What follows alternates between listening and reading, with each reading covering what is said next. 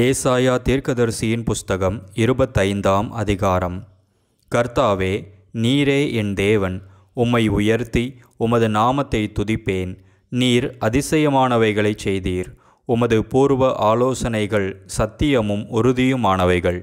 நீர் நகரத்தை மண்மேடும் அரணான பட்டணத்தை பாழுமாக்கினீர். அந்நியரின் ராஜதானியை ஊராயிராதபடிக்கும் என்றைக்கும் கட்டப்படாதபடிக்கும் செய்தீர். ஆகையால் பலத்த ஜனங்கள் உம்மை மகிமைப்படுத்துவார்கள். கொடூரமான ஜாதிகளின் நகரம் உமக்கு பயப்படும்.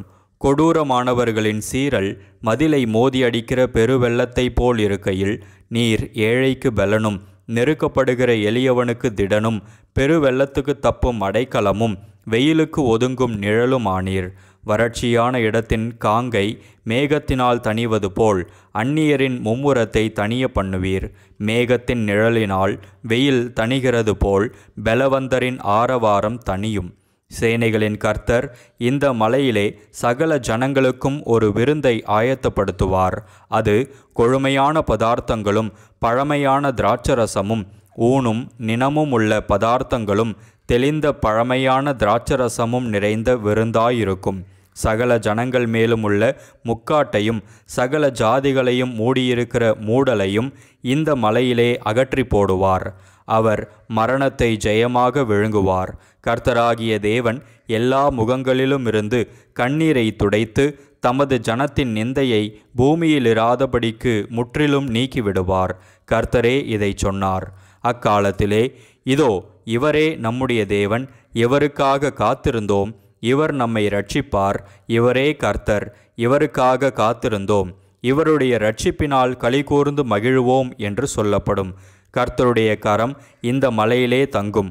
கூலம் எருக்களத்தில் மிதிக்கப்படுவது போல மோவாப் அவர் கீழ் மிதிக்கப்பட்டு போம்.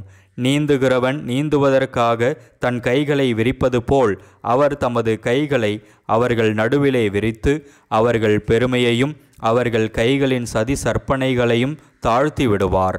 அவர் உன் மதில்களுடைய உயர்ந்த அரணை கீழே தள்ளி தாழ்த்தி தரையிலே தூளாக அழிப்பார். ஏசாயா தீர்க்கதரிசியின் புஸ்தகம் 26ஆம் அதிகாரம். அக்காலத்திலே யூதா தேசத்தில் பாடப்படும் பாட்டாவது: பெலனான நகரம் நமக்கு உண்டு, இரட்சிப்பையே அதற்கு மதிலும் அரணுமாக ஏற்படுத்துவார். சத்தியத்தை கைக்கொண்டு வருகிற நீதியுள்ள ஜாதி உள்ளே பிரவேசிப்பதற்காக வாசல்களை திறவுங்கள். உம்மை உறுதியாய் பற்றி கொண்ட மனதையுடையவன் உம்மையே நம்பியிருக்கிறபடியால் நீர் அவனை பூரண சமாதானத்துடன் காத்து கொள்வீர். கர்த்தரை என்றென்றைக்கும் நம்புங்கள். கர்த்தராகிய யெகோவா நித்திய கன்மலையாயிருக்கிறார். அவர் உயரத்திலே வாசமாயிருக்கிறவர்களையும் கீழே தள்ளுகிறார், உயர்ந்த நகரத்தையும் தாழ்த்துகிறார். அவர் தரை மட்டும் தாழ்த்தி அது மண்ணாகு மட்டும் இடிய பண்ணுவார். கால் அதை மிதிக்கும். சிறுமையானவர்களின் காலும் எளிமையானவர்களின் அடிகளுமே அதை மிதிக்கும். நீதிமானுடைய பாதை செம்மையாயிருக்கிறது. மகா நீதிபரராகிய நீர் நீதிமானுடைய பாதையை செம்மைப்படுத்துகிறீர். கர்த்தாவே, உம்முடைய நியாய தீர்ப்புகளின் வழியிலே உமக்கு காத்திருக்கிறோம். உமது நாமமும் உம்மை நினைக்கும் நினைவும் எங்கள் ஆத்தும வாஞ்சையாயிருக்கிறது. என் ஆத்துமா இரவிலே உம்மை வாஞ்சிக்கிறது. எனக்குள் இருக்கிற என் ஆவியால் அதிகாலையிலும் உம்மை தேடுகிறேன். உம்முடைய நியாய தீர்ப்புகள் பூமியிலே நடக்கும்போது பூச்சக்கரத்து குடிகள் நீதியை கற்றுக்கொள்வார்கள். துன்மார்க்கனுக்கு தயை செய்தாலும் நீதியை கற்றுக்கொள்ளான். நீதியுள்ள தேசத்திலும் அவன் அநியாயம் செய்து கர்த்தருடைய மகத்துவத்தை கவனியாதே போகிறான். கர்த்தாவே, உமது கை ஓங்கியிருக்கிறது. அவர்கள் அதை காணாதிருக்கிறார்கள். ஆனாலும் உமது ஜனத்துக்காக நீர் கொண்ட வைராக்கியத்தை கண்டு வெட்கப்படுவார்கள். அக்கினி உம்முடைய சத்துருக்களை பட்சிக்கும். கர்த்தாவே, எங்களுக்கு சமாதானத்தை கட்டளையிடுவீர். எங்கள் கிரியைகளையெல்லாம் எங்களுக்காக நடத்தி வருகிறவர் நீரே. எங்கள் தேவனாகிய கர்த்தாவே, உம்மையல்லாமல் வேறே ஆண்டவன்மார் எங்களை ஆண்டார்கள். இனி உம்மை மாத்திரம் சார்ந்து உம்முடைய நாமத்தை பிரஸ்தாபப்படுத்துவோம். அவர்கள் செத்தவர்கள் ஜீவிக்க மாட்டார்கள். மாண்ட ராட்சதர் திரும்ப எழுந்திரார்கள். நீர் அவர்களை விசாரித்து சங்கரித்து அவர்கள் பேரையும் அழிய பண்ணினீர். இந்த ஜாதியை பெருக பண்ணினீர். கர்த்தாவே, இந்த ஜாதியை பெருக பண்ணினீர். நீர் மகிமைப்பட்டீர். தேசத்தின் எல்லை எல்லாவற்றையும் நெடுந்தூரத்தில் தள்ளி வைத்தீர். கர்த்தாவே, நெருக்கத்தில் உம்மை தேடினார்கள். உம்முடைய தண்டனை அவர்கள் மேலிருக்கையில் அந்தரங்க வேண்டுதல் செய்தார்கள். கர்த்தாவே, பேறு காலம் சமீபித்திருக்கையில் வேதனைப்பட்டு தன் அம்பாயத்தில் கூப்பிடுகிற கர்ப்பவதியைப் போல உமக்கு முன்பாக இருக்கிறோம். நாங்கள் கர்ப்பமாயிருந்து வேதனைப்பட்டு காற்றை பெற்றவர்களைப் போல் இருக்கிறோம். தேசத்தில் ஒரு இரட்சிப்பையும் செய்ய மாட்டாதிருக்கிறோம். பூச்சக்கரத்து குடிகள் விழுகிறதும் இல்லை. மரித்த உம்முடையவர்கள் பிரேதமான என்னுடையவர்களோடே கூட எழுந்திருப்பார்கள். மண்ணிலே தங்கியிருக்கிறவர்களே, விழித்து கெம்பீரியுங்கள். உம்முடைய பனி பூண்டுகளின் மேல் பெய்யும் பனி போல் இருக்கும். மரித்தோரை பூமி புறப்பட பண்ணும். என் ஜனமே, நீ போய் உன் அறைகளுக்குள்ளே பிரவேசித்து உன் கதவுகளை பூட்டிக்கொண்டு சினம் கடந்து போகும் மட்டும் கொஞ்ச நேரம் ஒளித்துக்கொள்.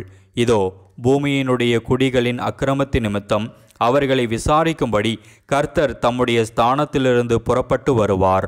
பூமி தன் இரத்த பழிகளை வெளிப்படுத்தி தன்னிடத்தில் கொலை செய்யப்பட்டவர்களை இனி மூடாதிருக்கும். ஏசாயா தீர்க்கதரிசியின் புஸ்தகம் 27ஆம் அதிகாரம். அக்காலத்திலே கர்த்தர் லெவியாதான் என்னும் நீண்ட பாம்பை, லெவியாதான் என்னும் கோணலான சர்ப்பத்தையே, கடிதும் பெரிதும் பலத்ததுமான தமது பட்டயத்தால் தண்டிப்பார். சமுத்திரத்தில் இருக்கிற வலு சர்ப்பத்தை கொன்று போடுவார். அக்காலத்திலே நல்ல திராட்சரசத்தை தரும் திராட்சை தோட்டம் உண்டாயிருக்கும். அதை குறித்து பாடுங்கள். கர்த்தராகிய நான் அதை காப்பாற்றி அடிக்கடி அதற்கு தண்ணீர் பாய்ச்சி ஒருவரும் அதை சேதப்படுத்தாதபடிக்கு அதை இரவும் பகலும் காத்து கொள்வேன். உக்கிரம் என்னிடத்தில் இல்லை. முட்செடியையும் நெருஞ்சிலையும் எனக்கு விரோதமாய் யுத்தத்தில் கொண்டு வருகிறவன் யார்? நான் அவைகள் மேல் வந்து அவைகளை ஏகமாய் கொளுத்தி விடுவேன். இல்லாவிட்டால் அவன் என் பெலனை பற்றி கொண்டு என்னோடே ஒப்புரவாகட்டும். அவன் என்னோடே ஒப்புரவாவான். யாக்கோபு வேர் பற்றி இஸ்ரவேல் பூத்து காய்த்து உலகத்தை பல நாள் நிரப்பும் நாட்கள் வரும். அவர் அவனை அடித்தவர்களை அடித்தது போல இவனை அடிக்கிறாரோ? அவர்கள் கொல்லப்படும் கொலையாய் இவன் கொல்லப்படுகிறானோ? தேவரீர் ஜனத்தை துரத்தி விடுகையில் மட்டாய் அதனோடே வழக்காடுகிறீர். கொண்டல் காற்றடிக்கிற நாளிலே அவர் தம்முடைய கடுங்காற்றினால் அதை விலக்கிவிடுகிறார். ஆகையால் அதனால் யாக்கோபின் அக்கிரமம் நிக்கிரகம் பண்ணப்படும்.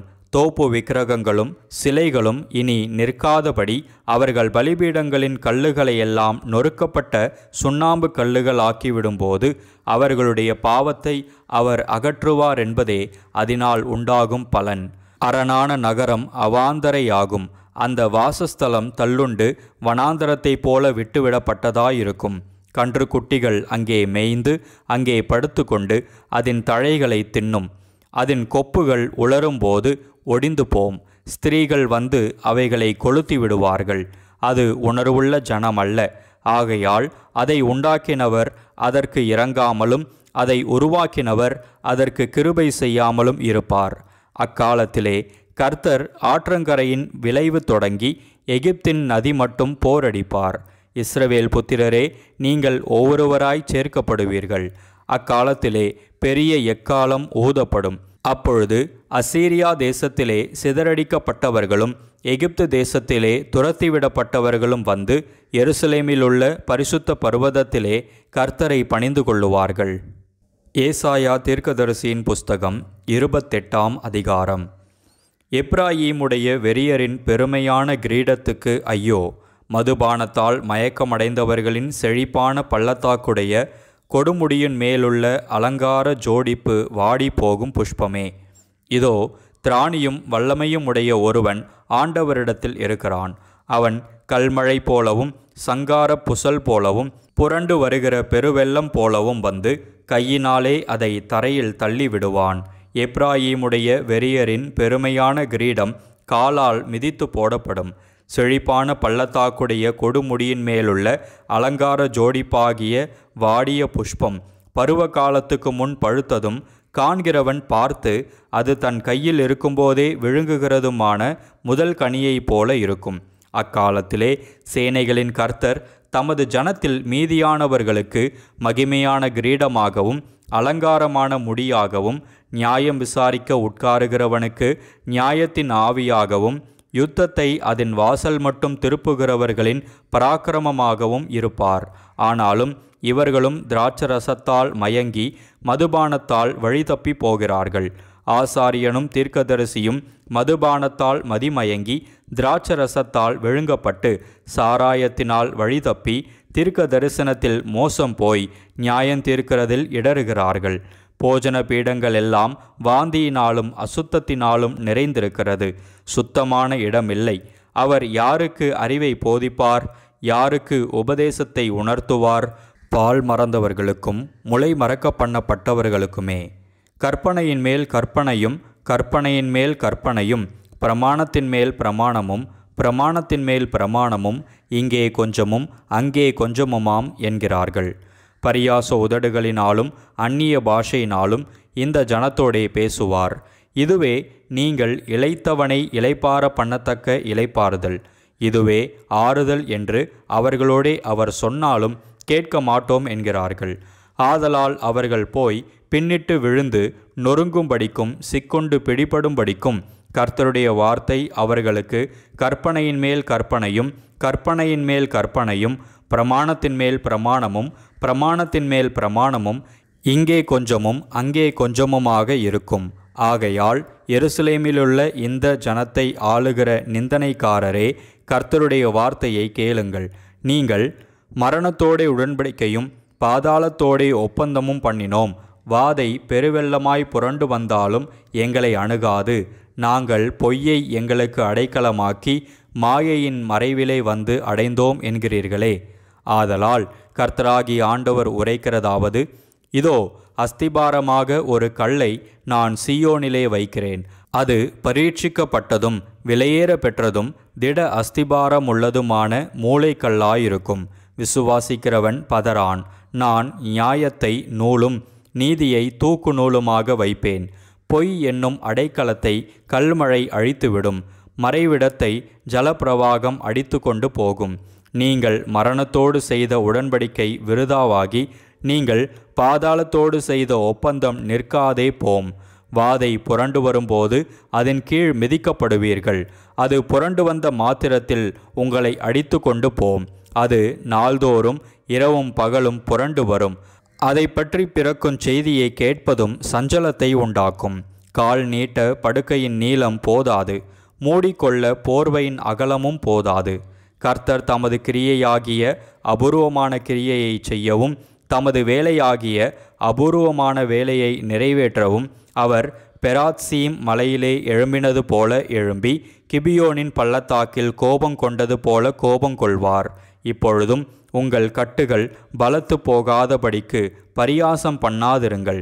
தேசம் அனைத்தின் மேலும் நிர்ணயிக்கப்பட்ட சங்காரத்தின் செய்தியை சேனைகளின் கர்த்தராகிய ஆண்டவராலே கேள்விப்பட்டிருக்கிறேன். செவி கொடுத்து என் சத்தத்தை கேளுங்கள். நான் சொல்வதை கவனித்து கேளுங்கள். உழுகிறவன் விதைக்கிறதற்காக நாள்தோறும் உழுகிறதுண்டோ? தன் நிலத்தை கொத்தி நாள்தோறும் பரம்படிக்கிறது உண்டோ? அவன் அதை மேலாக நிரவின பின்பு அதற்கேற்ற இடத்தில் உளுந்தை தெளித்து சீரகத்தை தூவி முதல் தரமான கோதுமையையும் தெரிந்து கொண்ட வார்கோதுமையையும் கம்பையும் விதைக்கிறான் அல்லவோ?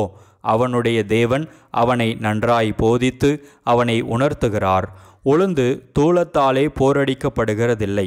சீரகத்தின் மேல் வண்டிலின் உருளை சுற்றவிடப்படுகிறதும் இல்லை.